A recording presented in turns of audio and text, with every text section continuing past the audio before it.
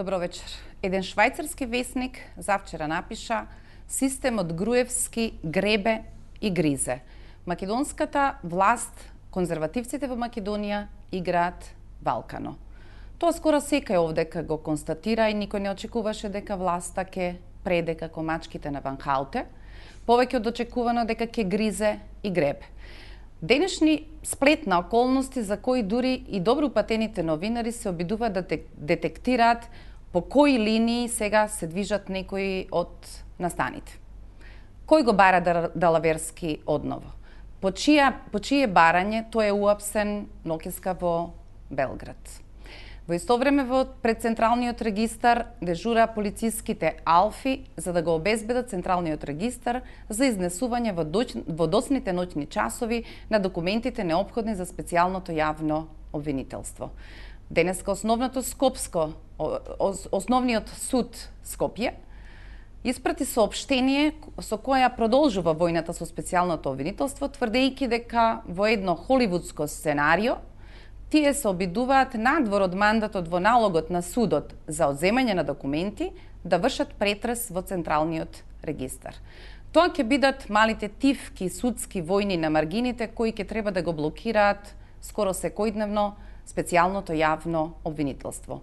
Во ист ден, како дополнение или бонус, апсење на членови на семејството на првоосомничениот во фабриката за афери Чауш, и тоа е некако комплетирањето на денот кое е со асистенција на полицијата и со прилично чудни интереси внатре. Избирачкиот список ќе тргне на проверка од оние 89.000 во непосредна теренска и околу 75.000 кои ќе одат на административна проверка. Роковите газат, 3 април е амбицијата на Државната изборна комисија да ги добие или заврши теренските проверки за 89.000. 7 април е најавениот ден за распуштањето на парламентот.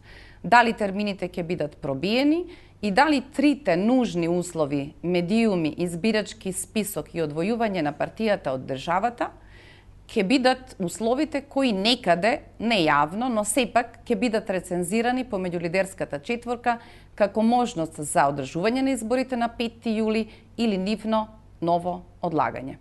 Во рамките на овие неколку маргини на политичкиот процес оваа недела разговарам со Јани Макрадули, добро вечер, поранешен пратеник и потпредседател на Собранието, и Зоран Димитровски, колегата, уредникот Фокус. Добро вечер. Добро вечер. Кога новинари треба да ги соберат сите денешни настани, поради затвореноста на специјалното обвинителство, не можеме баш да дознаеме што е тоа што е маркирано сега и се бара од Централниот регистар, но Далаверски, каде вие го фаилирате во овој денешен ден?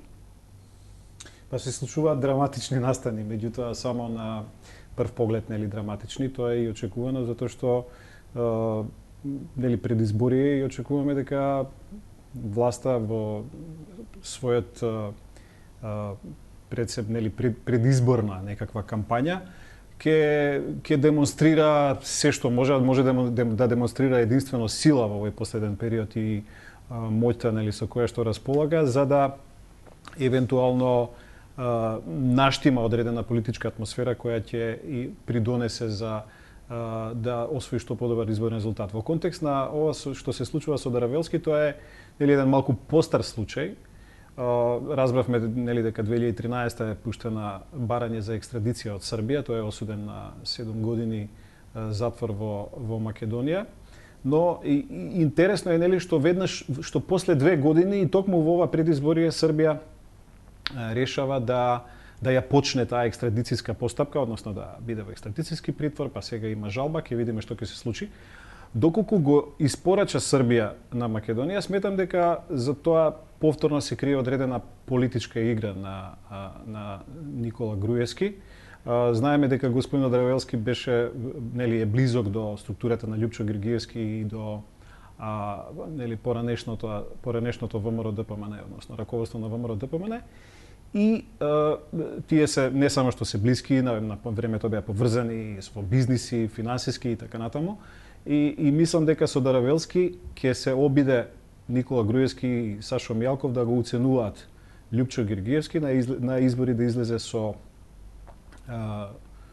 фактички самостојно, за да може да го наруши евентуалната алтернатива на десницата што би се појавила, да освои одреден број гласови кои што после тоа би ги дала евентуално на тацна на ВМРО-ДПМН, или едноставно да спречи десницата, десниот центар, да освои повеќе гласови и да може да биде алтернатива на ВМРО-ДПМН во собранието. Се покажа на изборите 2011 дека власта може точно да го преброи потенцијалот на ВМРО народна, тогаш дури на Обединети за Македонија, од 50.000 гласови на двете партии. Подонтовиот модел зема за себе, но нив ги остави со ниту еден пратеник. Според тоа, дури кога ВМРО народна трча сама, на крај тоа е прилично пресметан резервар кој подонтовиот модел ќе го награди, ќе го награди фаворитот. Ќе пропаднат гласовите и ќе отидат на контото на ВМРО-ДПМН. Меѓутоа, нели, ние не знаеме, сепак сметам дека е тоа една сметка без крчмар на крајот, затоа што прашање во целиот овој изминат период врз основа на она како се однесуваше ВМРО Народна партија и Љупчо Георгиевски, неговите ставови кон политичката криза, за прислушувањето, за бомбите и така натаму, се разликуваа од класичните опозицијски и граѓански ставови и беа на некој начин поблиски до ставовите на власта. И мислам дека политичката тежина на ВМРО Народна партија е сега многу помала, иако Љупчо Георгиевски има харизма и се уште нели во една силна кампања во која што би бил вака инјектиран со пари и со публика и со како се вика подршка од владеачката партија, дека би можел да постигне некаков резултат кој што ќе направи кој што ќе направи проблем во редовите на десничарската друга опозиција, но останува да видиме, сепак ова се уште нели на ниво на условно речено шпекулација. Во така наречената битка за јавен впечаток сега пред електоратот во очи на избори, ми тврдат дека во ВМРО-ДПМН има список на така наречени жртви за кои имаат звучни имиња, за кои е скоро потполно нејасно како не се на издржување на казна или процесите нивни се некаде застанати, и дека тие се оставени по список за, како се вели они, купи ден. Денеска кој е на дневниот ред, кој ќе ги украде првите минути во телевизиските вести. Ви изгледа тоа веројатно ако имате во предвид дека има неколку пресуди на важни политички играчи кои буквално чекаат во фиок. Па не би ме изненадило. Мислам дека и овие настани денеска 5-6 што вие ги споменавте, само кажува дека изборите нема ништо да решат во едно рането општество во кое што се наоѓаме. И за жал во тоа рането општество се ранети многу семејства и злоупотребени многу човечки души, и тоа поигрување со многу судбини го правело власта во минатото, и не би ме изненадило и тоа повторно да изигра во оној момент кога ќе мисли дека ќе им донесе некој поен плюс во оваа изгубена, според мене, битка што ја води во овој момент ВМРО-ДПМН. Кога ги слушате ставовите на туристот, како вели власта, Питер Ван Хауте, кој вчера за порталот Нова изјави дека има луѓе кои се подготвени, свиркачи кои во Брисел би ги изнеле аргументите за прилично сериозни злоупотреби на парите кои доаѓаат од Европската Унија. Ви изгледа ли дека дури кога се сметаме себе си за добро упатени и кажуваме некакви дестинации, овдека се архитектите на проектот за деконструкција на ВМРО-ДПМН, ова се потезите следни, дека всушност никогаш не знаеме до крај какви се мрежи и какви се механизми може да бидат покренати ако некој едноставно одлучил дека овдека мора да се расчистат одредени работи. Па мислам дека тој процес е започнат во Република Македонија и го споменав не Љупче, една паралела да направиме со она Едвард Џозеф што го имаше улогата во 2001 година, каде што секој ден излегуваше на пресконференција и велеше вашиот премиер е корумпиран, за Љупчо Георгиевски. Сега се наоѓаме во една ситуација каде што Питер Ван Хауте секој ден праќа пораки преку анимираните мачки, каде што точно ги лоцира и ги фокусира сите оние работи за кои што ние сме зборувале, но сега кој ќе каже некој дипломат од Европа некако повеќе лепи кај неопределените. И затоа не би ми изненадило дека се охрабриле многу луѓе да зборуваат уште подобро кога го викаат во Брисел, за да може да се открие дека што се случува со парите кои што тука Европа ги дала за ние да живееме подобро. Да направиме една споредба со избирачки список еве како пример. Има пари од Европската комисија дадени овде за она што ние во компјутерскиот свет го викаме интероперабилност, односно за заедничко комуницирање на различните бази на податоци во Македонија. И тоа од 1,8 милиони евра. Се покажа дека 10 бази треба некој да дојде друг одново да ги стартува, па за да направиме една обична споредба на заеднички именител да најдеме меѓу граѓаните во Република Македонија. Прво да ги стави во можност да комуницираат меѓу себе. Или да се потсетиме на една смешна ситуација во собрание кога имаше надзорна расправа за ИПА фондовите, каде што министерот за финансии Ставровски кажа за 15% повеќе или различна бројка од она што го кажа господинот Бесими, вице-премиер за европски интеграции. Она што се наслутуваше очигледно господинот Питер Ван Хоуте со комуникацијата го почнува да се разоткрива и тоа е само една алатка во целото тоа деконструирање или растурање на овој систем кој што постои во Република Македонија. Кој што очигледно траекторијата е јасна, е тргната, е сега е прашање на време колку ќе трае тоа. Колега Димитровски, имаше прилично големо разочарување дека од бројка за која сега председателот на ДИК поправа, да, користевте бројка која е излезена од компјутерите, но таа не беше конечен извештај на комисијата, па некако ни изгледаше дека скалесто се сенуваме се подолу и подолу од скоро 500.000 кои треба да се проверуваат, па некаде на 300, па потоа се сведува се помалку и помалку и останаа сега 3 купчиња, ако можам да речем. Едното кое оди на теренска проверка 89.000, второто 75.000 кое оди на административна проверка. Неопходна е додавка дека ти ветија дека по административната проверка доколку биде неопходно и контингент од тие ќе оди повторно на теренска проверка и оние 124.000 кои дефинитивно веројатно за сите остануваат спорни. Опозицијата не гласаше околу изземањето на тие воопшто да бидат проверувани. И сега кога се распрашувате зад сцената, најголемиот сомнеш сепак е за тие 124, поврзани меѓу другото со информациите кои ги добивме од специјалното јавно обвинителство, кои несомно не упатуваат на заклучокот дека идентитетите на луѓето кои се надвор, за кои сусем известно се знае дека кои веројатно излегуваат со туристичка виза за 90 дена, се снаоѓаат некако таму и реално не се враќаат назад. Од снимките разбравме дека кога се прават педантно списоците во општинските комитети, имено се внимава на тоа да бидат сигурни дека луѓето нема да се вратат тука. И така се произведувани веројатно оние 35.000 за кои обвинителката Фатиме Фетај тврди дека се пронајдени во дебото на МВР, значи никој не подигнал 35.000 лични карти. Ви изгледа ли сега во ова темпо кое што е поставено, возможно да стигнеме до нешто што може да се нарекува избирачки список кој што ќе врати довербата? Во некои разговори, брифинзи повеќе со луѓе што се внатре во процесот во Државната изборна комисија, без оглед од каде се и од опозицијата и од експертите, добивам информации дека всушност кој е ставот основен, тие прават некакви компромиси таму. Знаеме дека во тие 124.000 има голем дел граѓани кои што се албанци па иселеници.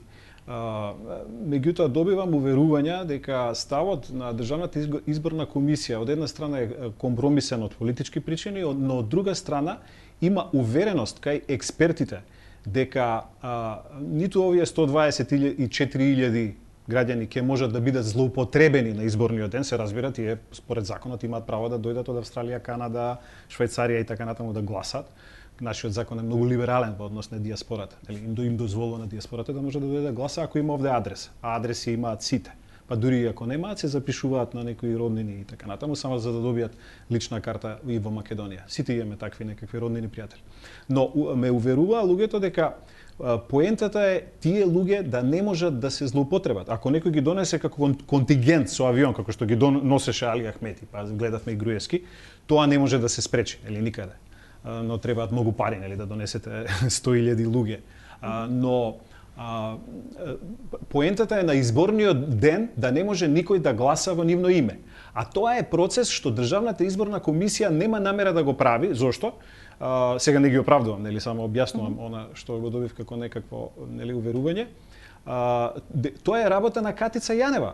Нели, работа на Катица Јанева е да го брка криминалот што е правен на претходните избори. Дека Државната изборна комисија нема намера да го брка криминалот што е претходно правен. Таа е задолжена да обезбеди за овие избори да нема фантомски гласачи. Ние се прашуваме дали е во предворието да и се повтори. Со други зборови, избирачкиот список не може да се исчисти ниту за 3 недели, ниту за 3 месеци, веројатно за година-две, не знам за колку може. Ако сакате да одите така од човек на човек и секого да проверувате. Но поентата е во избирачкиот список, оние што ќе ги имате условно речено гласачи кои се на некој начин фантоми, да не ви се појават на изборниот ден. И затоа нели има и други решенија. Ја се да речеме претеникот Павле Трајанов пред некој ден разговарав со него, ми рече јас ќе предложам сега во јавност веднаш после изборите да се објави список на сите што гласале. Ден по изборите или 2 дена, не знам кога ќе се соберат сите. Кога ќе се објави списокот на сите што гласале, сите ќе си проверат дали навистина гласале. Па некој ќе рече, чекај, мојот комшија не гласал, како гласал, нели? И на тој начин ќе може да се потврди дека дали вистинските гласачи се појавиле да гласат на изборниот ден. Или базата на податоци на МВР да имаат пристап избирачките одбори до базата на податоци во смисла на пасошите и лични карти што се издадени автентични и луѓето што ќе се појават со личните документи да бидат идентични. Да не се разликуваат ниту по фотографија, ниту по податоци, идентитетски податоци. Се разбира, а работа и на МВР е да ги среди сите овие лични документи, да ги изнајде фалсификуваните или оригиналните лични карти, она што зборувавте 15.000 украдени идентитети. Вчера слушнавме во медиумите еден од поранешни социјалдемократи кажа јавно дека 62.000 идентитети на турски државјани кои што се со потекло од Македонија. Председателот Ердоган му ги подарил на Груевски и од тие биле крадени идентитети. Така што сите тие работи се за Катица Јанева, не се за Државната изборна комисија. Списокот нема да биде идеален, ниту за 3 месеци, ниту за 6 месеци, но идејата е како да се спречи нели фантомите да не гласат. Иако ако може да надополнам, со последните измени на изборниот законник на Државната комисија и се даваат ингеренции. Да тоа експлицитно го пишува. Не, да го води списокот и тоа да запише и избрише.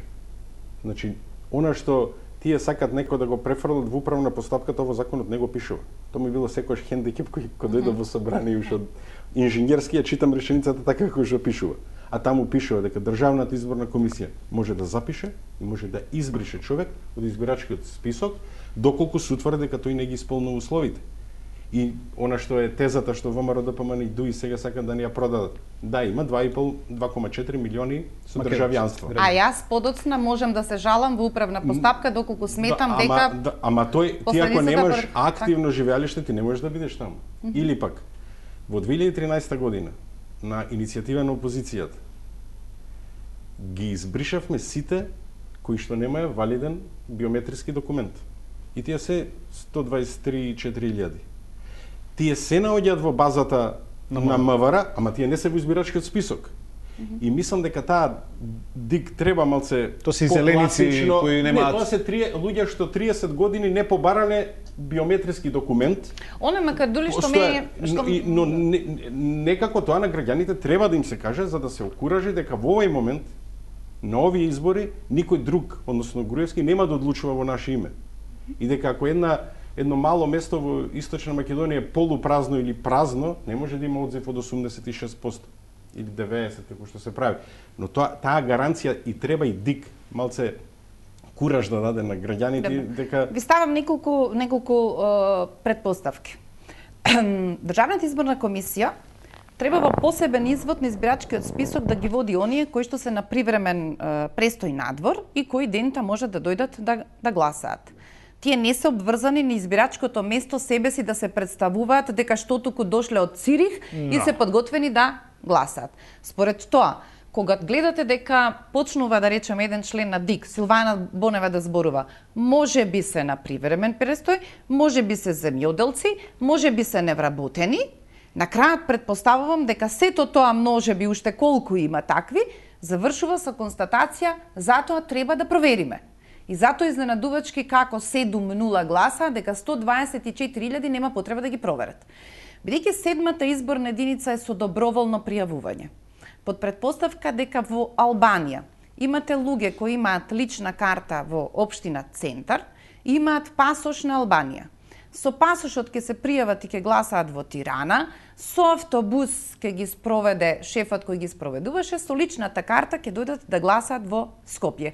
Каде е позицијата на контрола на Државната изборна комисија? Ако имате ист идентитет, не може да гласате. Ако имате систем кој што зборува со ист јазик, компјутерски, електронски, во моментот кога тој активно ќе се пријави во диаспората да гласа, вие веќе не се наоѓате на системот во Република Македонија и вие не можете да го стварите своето право на глас.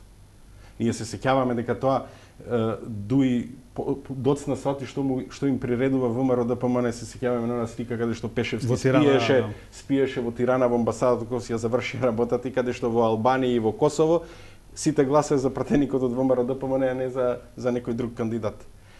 Системот може тоа да го обезбеди. Затоа сега има повеќе ресурси во Државната изборна комисија. Затоа има повеќе човечки ресурси и технички ресурси.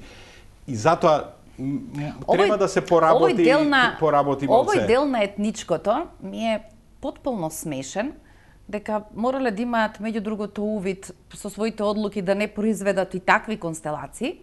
И кога ќе земете во предвид дека, да речеме, се свесни членовите на ДИК од албанските партии дека во евентуалната проверка таму седи нивен приличен гласачки контингент, и кога ќе видите дека кога треба да регистрираат за Европската изборна единица, дуи не успева да регистрира толку колку што ВМРО ДПМН, ви станува наполно јасно со какви се игри се слушале во различни епизоди, но што сакам да ме прашам, колку ја проценувате опасноста дека овие 89.000 што следната недела ќе одат во теренска проверка, партиите ќе го имаат изводот од луѓето кои ќе бидат проверувани, тие 89.000, под претпоставка дека овој супер организиран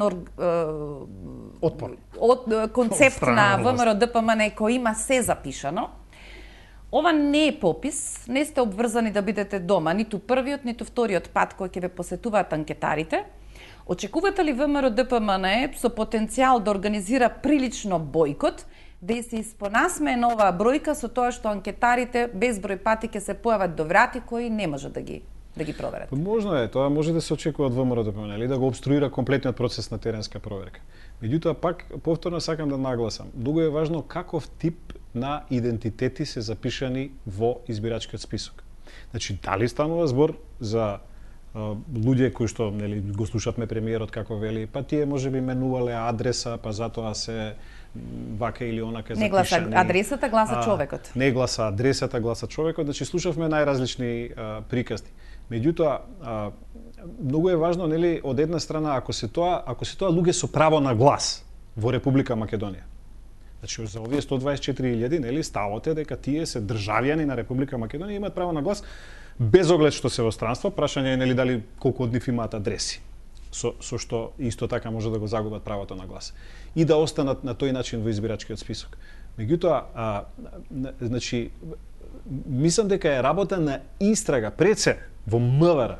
Затоа гледам дека МВР, нели, неколку месеци министерот Спасовски работи на тоа документирање на колку лични документи се издадени, дали се некакви идентитети лажни издавани и така натаму, фалсификувани идентитети, фантомски некакви.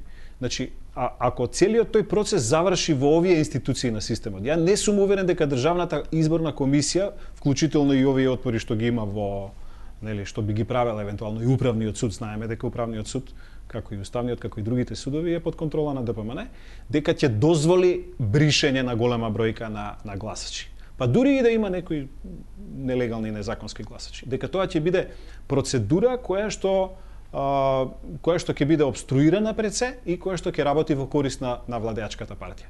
Но мислам дека тоа може да се спречи со овој тип на административна, не проверка, туку едноставно одговорна административна работа на административна работа на министерството и решеноста на експертите и на мнозинството во Државната изборна комисија на вистина да спроведе заедно со избирачките одбори утре, и тоа ќе биде важно, изборот на избирачките одбори, да спроведе што може пофери, порегуларни избори и идентификација вистинска на сите гласачи што ќе се прават.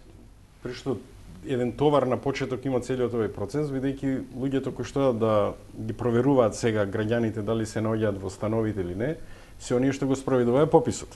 Да. Кои што дозволија запишување на граѓаните преку Skype, преку Viber и такви работи. Значи тие имаат еден хендикеп сега во целиот овој... Дури пописот без јасно посочување со прст беше прекинат со изјава на премиерот дека се случуваат злоупотреби. Во таа фаза немаше кој да ги прави злоупотребите, освен попишувачите и тие денеска од утре или задутре ќе почнат тие да ги проверуваат луѓето, и тоа е еден сериозен хендикеп кој што им стои на врат, и мислам дека во целата оваа одговорност треба тие да исто да се прозват, бидејќи се плашам дека тие, извинете, мислам дека тие се дури практично се сведува дека се Државниот завод за статистика влегува во процесот, а ДИК практично ќе седи као посматрач во однос на како заедно со политичките партии од страна на она што ќе го следи процесот, а не ќе биде активен чинител. Теренските проверки е, да речеме, они бараат, нели, дали тие луѓе имаат вистинско живеалиште. Например, имаат критериуми за проверка. Во критериумите за проверка, меѓу другото е, да речеме, не знам, ако има 20 лица на една адреса, и ако тие лица има случаи каде што се повторуваат, каде што има 6 презимења, на пример, на тие 20 лица, значи не се роднини, или се, значи ќе ги проверуваат тие. Има во станови 8 над 8 и над 8, значи тие направиле некакви критериуми. Или разликата помеѓу членовите на семејството да биде над 10-15 години, нели, дали се браќа, татко, син, за да ги проверуваат во контекст на тоа да видат колку луѓе се како фантоми пријавени во живеалиштата. Тоа е основот на проверката. Затоа што единствениот основ е вие, ако сте државјанин, нема проблем, нели, гласате во Република Македонија. Меѓутоа, ако немате живеалиште во Република Македонија, значи сте во диаспората, во тој случај го губите правото на глас и она што е задача тоа е на Министерството за внатрешни работи. И тоа е Министерството за внатрешни работи има клучната задача. И специјалното јавното видителство. Доколку вие сте направиле закуп на стан 2012, а сте гласале 2011 или обратно, сте го направиле закупот на стан ден после изборите во центар, тогаш сте направиле повреда на не само што ќе ви избришат од списокот, туку треба и да имате одговорност, да, кривична одговорност. Не можам сосема точно да цитирам, меѓутоа од она што го слушнавме од обвинителката Фатиме Фетаи, беше неспорно и јасно дека е почнато од главата. Прво како да го сместите во избирачкиот список, а подоцна во досието кое го подразбира обврската за да добиете жителство, некаде е обезбедувано, некаде дури ни елементарно не се обезбедувани условите кои во МВР треба да стојат во досието на секој кој се стекнал со лична карта во Македонија. Овде правиме пауза за реклами.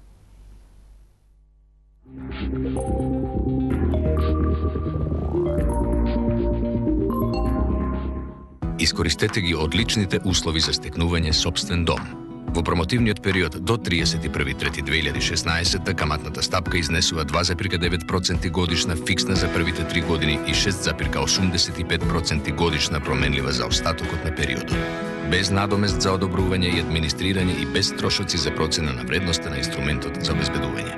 Кров над глава за сите нас. Главоболка, затнат нос, кашлица, болки во мускулите, покачена телесна температура. Совладајте ги настинката и грипот со Кафетин Колд.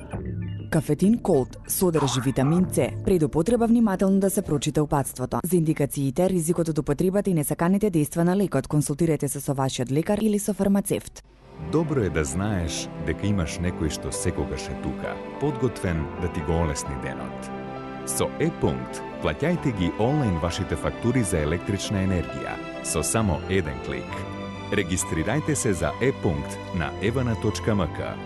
Евана, секогаш тука за вас.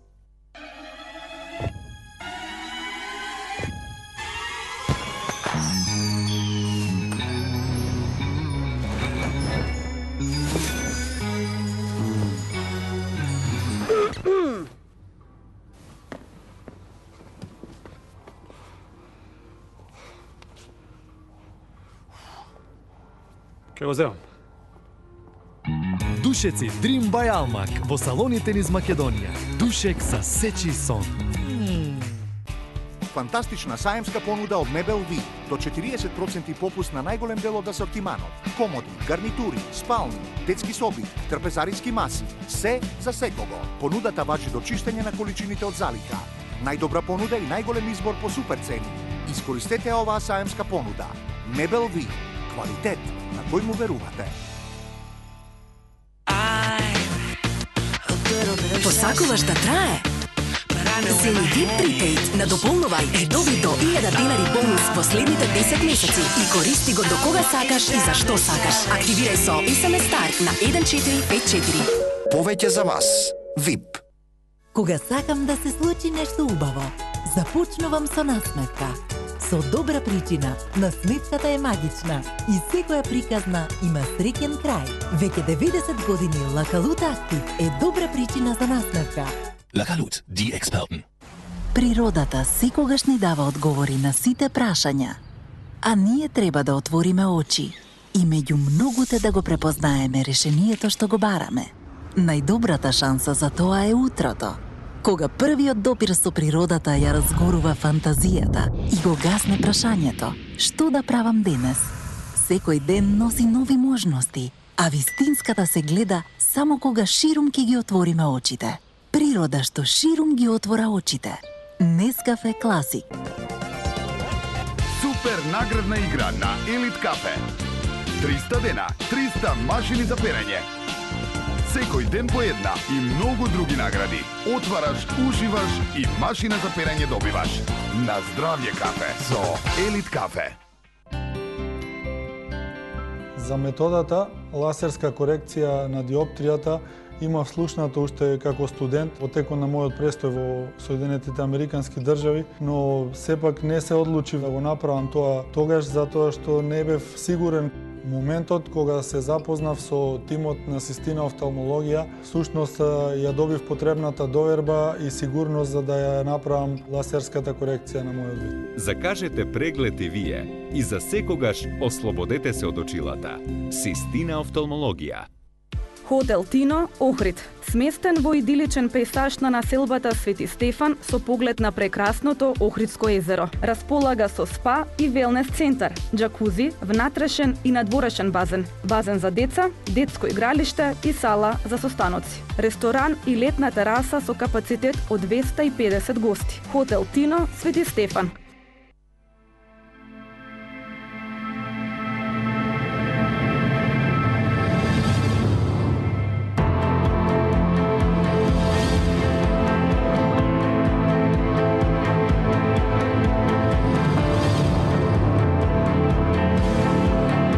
Вистинско темно. Златен даб. Дарк. Најновиот производ од лабораторијата на доктор Тајс, сирупот Мукоплан пршлен, помага брзо при упорна и продуктивна кашлица, а препорачлив е за млади и возрастни. Специјалната активна формула го ослободува густиот секрет и ви овозможува слободно да дишете. А Мукоплан сирупот од тегавец помага при сува кашлица. Мукоплант од доктор Тајс е непобедлив тим против кашлица.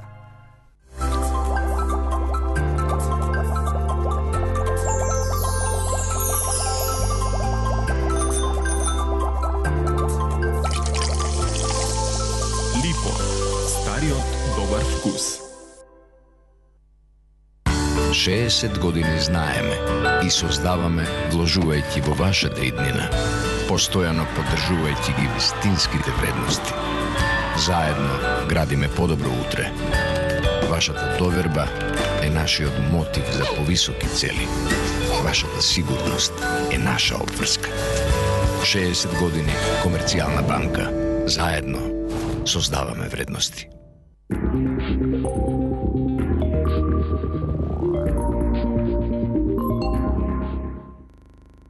Се задржавме малку повеќе на овој аспект кој што е можеби рбетот на приказната, ќе се исполнат условите или не за кредибилни избори на 5 јуни.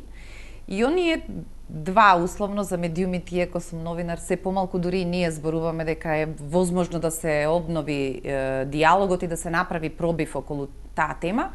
И останува третата за која постојано сметавме дека нема мерливи инструменти од одвојување на партијата од државата, тоа е сепак перцепција во однос на тоа како се однесувате во предизборие, Ама еве Никола Груевски почнува да подарува обилно, да сватите или да можете да ги дефинирате тие процеси. Оно што го гледавме во недела во Јане Сандански, ги надминува дури нашите очекувања, кога пред избори сметавме дека Груевски во својство на премиер не прави разлика помеѓу државата и партијата. Со оглед на тоа што веќе тој не е државата, сведочевме во неделата дека тој може да си ја повика државата или представниците на институциите на еден 4-часовен рапорт. И освен тоа додавка, еве дури денеска на Facebook ги напиша сите можни упадства за во катастар, додавајќи една мала дребулија дека ќе треба да се измени законот во собрание, ама тоа и не е така важно, тој важно ги објаснил сите правила на играта. Тој собир Комунистичка партија на Кина, што го гледавме во Сандански, кој само пензионерот страхил, веројатно немал нерви да дочека да го одгледа, е порака кон кого? Па мислам дека е порака кон сите оние луѓе кои што од клиентелистички причини гласаат за ВМРО-ДПМН во изминатиот период. Не припаѓаат на ВМРО-ДПМН во основа, но се решиле да својата душа да ја продадат за вработување или нешто друго. И Груевски сакаше да ги потсети дека тој е премиер, дека без разлика што има еден што го викаат на провладините медиуми премиер за избори, дека всушност тоа е и кај него треба повторно да се јават. Инаку често во преговорите со меѓународната заедница зборувале ВМРО-ДПМН, дајте ни еден пример што значи тоа мешање на државата и партијата, и тоа Груевски вие убаво кажавте, си докажа како се прави сето тоа. Највулгарно фрлејќи ракавица кон и меѓународна заедница, но сметам дека пораката одеше на оние 150.000 луѓе кои што се обидува сега некако во оваа ситуација во која што се распаѓа пирамидата очигледно да ги спаси. Од друга страна е под притисок на она што се случува со специјалното јавно обвинителство и некаков спас што се обидува да им даде порака на околината околу него дека еве ќе тераме. За ова што го зборувавте за Facebook, за катастарот, тој уште еден пример кај што тој го навредува или го понижува собранието и пратениците од пред се од ВМРО-ДПМН и ДУИ кои што не знаат, ама ќе гласат за некој закон кој што ќе им дојде утре или задутре. Меѓу обврските кои што стојат, за кои писмо напиша лидерот на опозицијата, превземени се од договорот во Пржино, се двата закони за кои што се чекаше мислењето од Венецијанската комисија, со јасна обврска дека 5 дена по добивањето на мислењето, тие некако треба да влезат во измените на законот или да бидат дел од правниот промет. Кога ќе го прочитате мислењето на Венецијанската комисија, како новинар кој би сакал пред јавноста на таа линија што е јавниот интерес наспроти заштита на приватноста, има еден чуден член кој јас не можам да си го објаснам. Во овој момент имаме ситуација во која наводно само Зоран Заев бил собственик или имал во посед, сега специјалното обвинителство вели, предадени се околу 540.000 аудио записи. И никој друг не се пријавил, ВМРО-ДПМН никогаш не рекла дека има нешто од тоа во посед, без оглед од кои машини тоа е собрано. На што се однесува членот за кој се реферира Венецијанската комисија во своето мислење, дека смета дека и материјалите кои што се предадени, доколку во нив лежи важен јавен интерес, наспроти заштитата на приватноста, законот појасно треба да дефинира дека тие треба да го видат светлото на денот или да бидат чуени од луѓето. Во мојата логика, Катица Јанева ќе го прави тоа во овој момент, јавно само таа има во посед такви материјали, или како медиумите ќе доаѓаат до ситуацијата дека можат нешто да објават, а при тоа да не ги закачува било која одредба од законот. Овие два закона и законот нели за условно речено објавување, односно необјавување на бомбите после предавањето на Катица Јанева на специјалното обвинителство, како и другиот закон за свиркачи, односно за укажувачи, беа направени нели под некаков политички притисок и со многу компромиси и политички консензус. Јас уште тогаш пишував дека особено овој закон за свиркачи е лош, затоа што не предвидува, и тоа сега го утврди и Венецијанската комисија, односно предвидува прво вие да пријавите во институцијата каде што е направен, условно речено, корупцијата или криминалот, кај шефот, кој тој што ве гони, па потоа, не знам, кај повисокиот, па на крај во некаква државна институција, во јавното обвинителство, па потоа додите во медиумите. А ако отидете директно во медиумите, дека ќе бидете, дека нема да бидете заштитени, што е скандалозно. Јас тогаш напишав дека ова е закон за кодоши, затоа што на тој начин се потикнуваат кодоши во институциите, да го кодошам кај шефот, а не вистински свиркачи. И тоа сега го утврди Венецијанската комисија. Слично и многу подраматично е во врска со бомбите, но тие знаеме дека беа дел, нели, од политички договор, процесот во Пржино, и мислам дека опозицијата, односно СДСМ, не можеше тука да издействува нешто повеќе.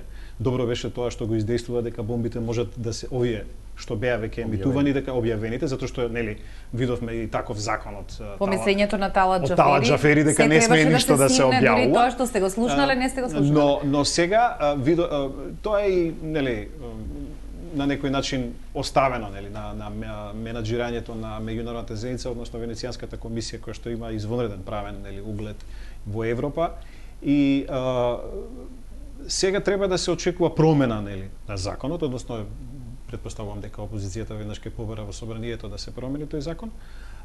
Дали ќе го фатиме терминот од 5 јуни, не знам, пред изборите, да се промени, но во секој случај бомбите, според мене, ќе може да ги објавуваат медиумите. Кој ги поседува? Ги поседува специјалното јавно обвинителство, се разбира дека веќе никој друг, нели, не може да ги поседува според законот. И дали тоа, се надевам дека, нели, специјалното јавно обвинителство не верувам дека ќе прави пресконференција, театар со нив, но може да ги подели на медиумите оние што за кои смета дека се од јавен интерес на граѓаните. Кога ќе слушнете договорот од Пржино е мртов, го одржуваат на апарати. Од силните амбиции запишани од 2 јуни 15 јули не остана скоро ништо. Се сведовме на скромни елементарни услови за да можеме да одржиме кредибилни избори, а се што требаше да значи некаква реформа која ги менува институциите и го заздравува општеството, стана не невозможно, туку дури и во нашата перцепција тргнато сосема настрана. Кога правите проценки во овој момент, кому нема одговара веќе 5 јуни? Јас мислам дека избрана оваа тактика или стратегија па тактика да имплементира кон Груевски во тој процес на декомпозиција на системот или растурање на диктатурата, по примерот на оној феномен на жаба што се вика. Ако ја фрлите жабата во вода која вриете, одма ќе скокне и ќе се спаси.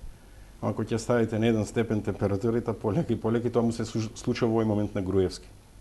Тој што го води процесот, тој му го прави во овој момент. Тој се наоѓа. Затоа, може би Груевски повеќе посакува на 5 јуни да нема избори. Од ова тој што го води процесот, за човек што е член на Централниот одбор на СДСМ, го дефинирам како признание дека не сме ние архитектите, тие што го водат процесот. Не, воопшто не мора ние да сме. Тој што го води процесот во пошироката смисла на зборот. Не е навредливо, претпоставам дека е прилично обемен, робусен целиот процес и тој не може да биде изведен во конфликт помеѓу две политички структури. И затоа мислам дека овие бомби кои што не се објавени, за кои што зборуваше и господинот Пендаровски пред некој ден овде, веројатно прво ќе слушнато ние во собата кој ќе одиде дека е специјално јавен обвинител на сослушување дека некои нови бомби ќе виделе што прави, ќе виделе што правеле. И затоа Груевски можеби посакува и да нема избори на 5 јуни, бидејќи во тој случај тој ќе ако е мртов Пржино ќе рече па добро, јас сакам да видам премиер, освен што сум председател на ВМРО да помени и кои што ги строи нели се уште министрите, но да се вратиме на својата улога што има. За жал за Република Македонија мислам дека траекторијата е таа, пропаѓаме. Не сум убеден колку Никола Груевски е свесен за иднината на помалите генерации во Македонија, вклучувајќи ги и помалите генерации деца на членовите на ВМРО ДПМН, во што ја вовлекува Македонија. Но тој веројатно сега во овој момент не е во позиција да размислува за такви цели, такви оставштини, такви последици. Се сложам, на масата се некакви други имиња, некакви други концепти кои значат. Апсолутно, но тој се наоѓа во тој сат од еден степен и тој полека отромавува, ја губи својата енергија и за жал и таа рационалност што има изгубено уште повеќе ќе ескалира во периодот кој што следи. За крај на емисијата од вас барам краток коментар на конференцијата на која присуствува Зврлевски, Ковеси и Катица Јанева. Во оној дел на пресконференцијата кога обвинителката почна да говори за нелегитимноста на председателот, парламентот и уставниот суд, некако се свртев и заминав, оти ми изгледаше како да сум во погрешна сала. Просто очекувам дека тоа ќе биде работа на обвинителката Катица Јанева во суд, обидувајќи се да го брани своето обвинение, не за работата е да обвинува нова судница, кој ќе го брани своето обвинение, ние ќе заклучиме дека се нелегитимни овие, откако ќе успеат да докажат дека на дело била криминализација на изборниот процес, поради што последицата е нелегитимност на овие институции кои што ги наведе.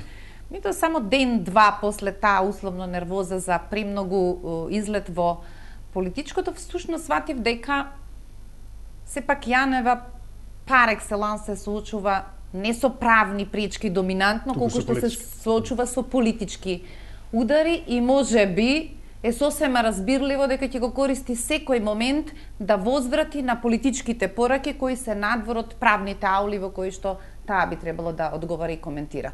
Имате разбирање за незината одлука да не се појави во парламентот, да не се појави на советот на обвинители околу собствениот извештај?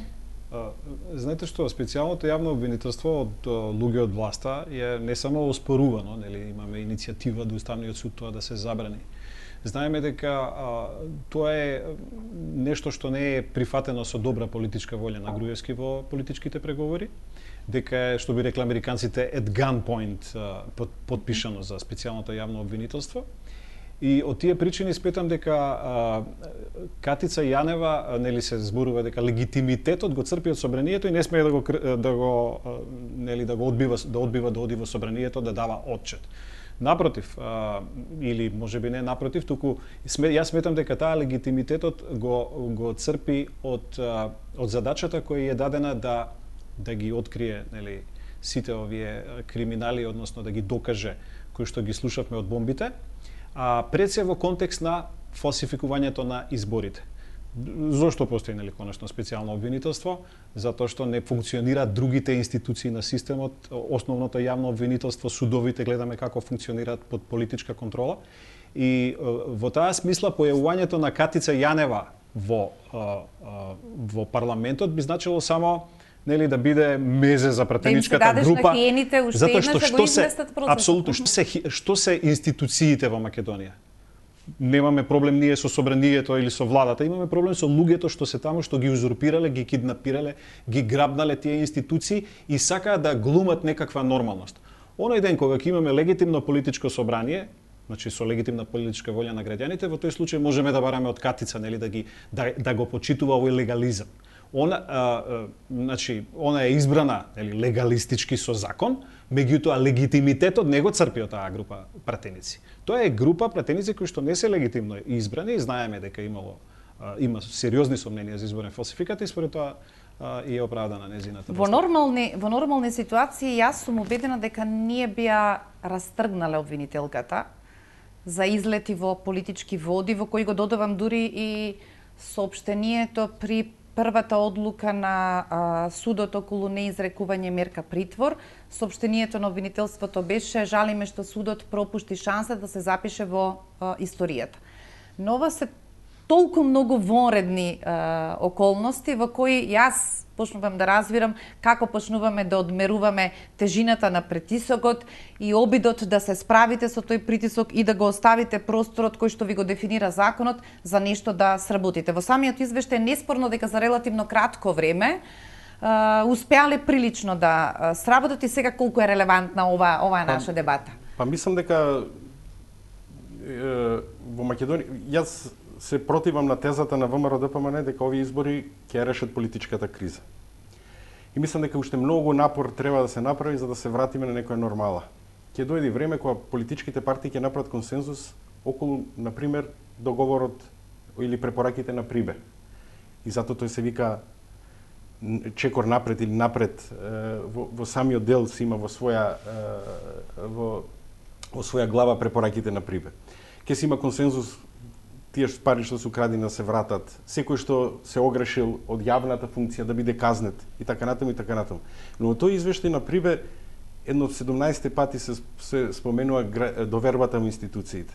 И затоа сметам дека специјалното јавно обвинителство не како човек, туку специјалното јавно обвинителство како институција треба во собранието токму да каже дека за краток период направило 80 истражни дејства во кои што се вмешани ти премиере, бивш премиере Груевски, ти министре, за да им излезе Груевски,